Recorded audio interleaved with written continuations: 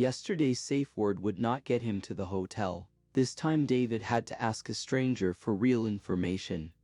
A greeting would work, but there was a better way to politely get someone's attention.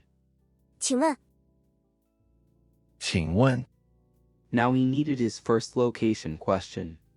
地铁在哪儿？地铁在哪儿？那边。 He did not need every word, the gesture completed the meaning. Before he left, he picked up one closing word he would use everywhere. 谢谢。